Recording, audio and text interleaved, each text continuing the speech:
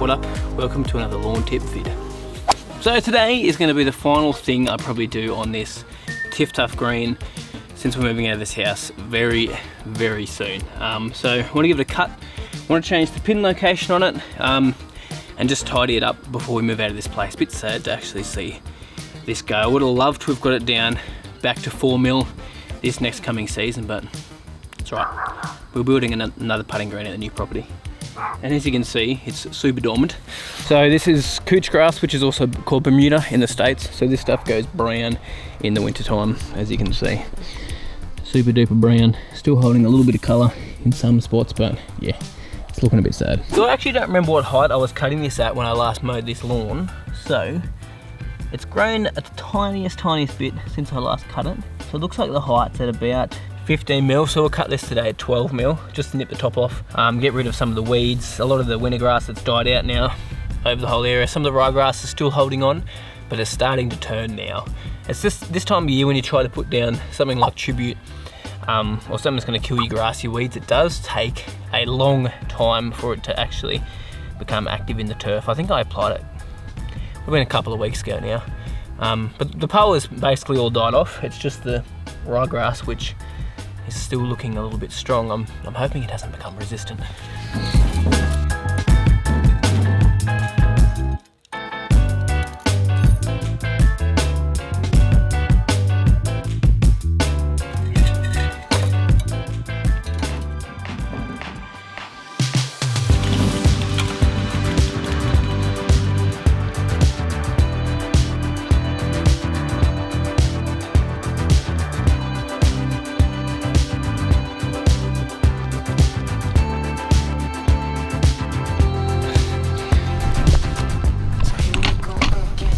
Well, that was a disappointing mow.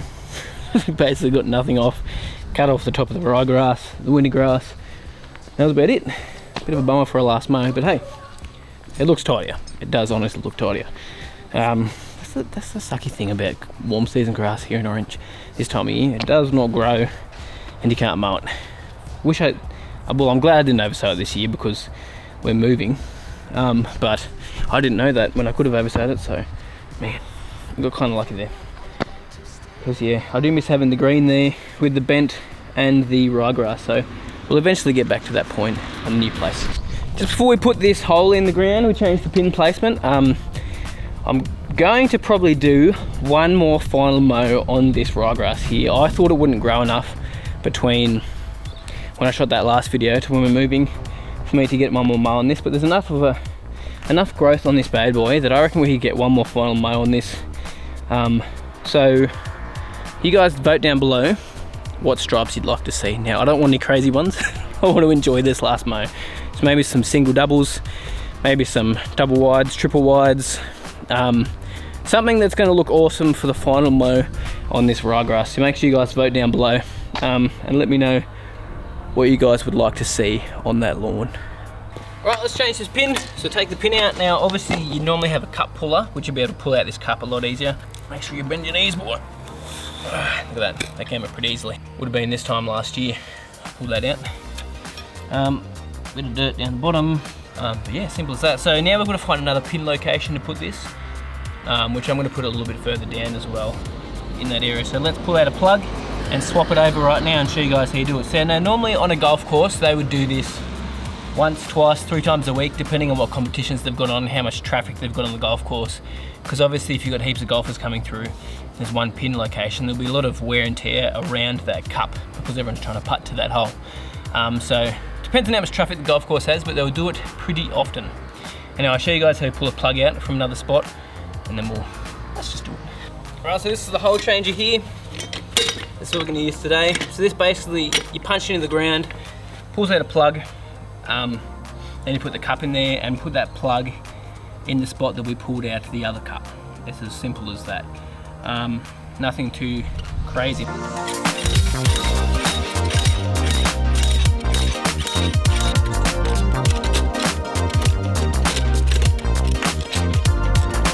Nothing much to it, just a hole in the ground.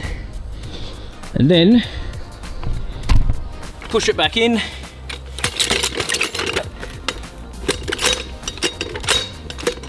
Oh, clay man. too hard. Come on. Well, that's way too low. So this can tend to happen on the golf course sometimes. Sometimes you have to cut a bit off the bottom of the plug, or you have to add some dirt.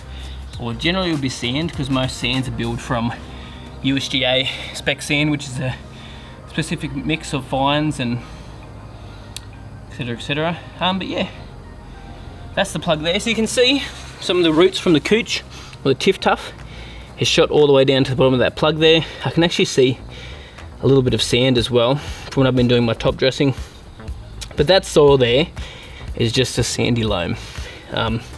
Nothing spectacular. Look how nice and fine the leaf is on that Tiftuf. Love that stuff, honestly. So good. And that's the crazy thing about like turf management and golf courses is you're trying to get a putting surface where the grass is super short, but you want to train your roots so deep and low, which is why we use things like liquid kelp, humic acid, etc, to really help push that root zone.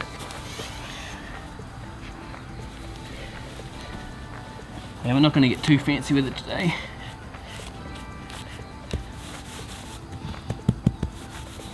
Then your last step is drop, cut back in,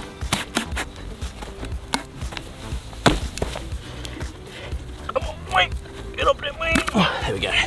Then the moment of truth is to put your flag back in and see if I've done a good job with my level. Pretty happy with that, no lands on it. Look at that, bruh. It's as if I used to work on a golf course. So as you can see, pretty simple stuff. Obviously, if it was really hot, you might put a bit of water on top of the plug that we've replaced back into the ground, and even get like a little bit of PVC or something to roll that back in, just so when a ball rolls over it play-wise, there's no like bumps and jumps and whatever else. But as you can see, like this here blends in pretty nicely. So that's the old plug that we pulled from that area just over there. Look at that, simple as. Well, we'll wrap it up there, but thanks guys for watching, appreciate it. I'm really excited to do things like this on the new property with a new green. It's going to probably be bent grass. We'll see how we go though with irrigation, getting a bore in. Got to figure all that stuff out once we get there. But towards the end of July, you guys will get a video of what that place looks like, and I'll start talking about some of my plans for what's going to happen there. But yeah, follow along because it's going to be some exciting stuff. I'm excited anyway, just to put a green in, put some irrigation in, get a little par 3 going to start, and just expanding from there. Got a lot of property to work with, so I'm super excited. Always been my dream, honestly. Since I was a kid, we used to live out on a property, out on an orchard. So we grew up on farmland, and honestly, I loved it as a kid. So I'm keen for our kids to experience that as they're growing up. So it's going to be awesome.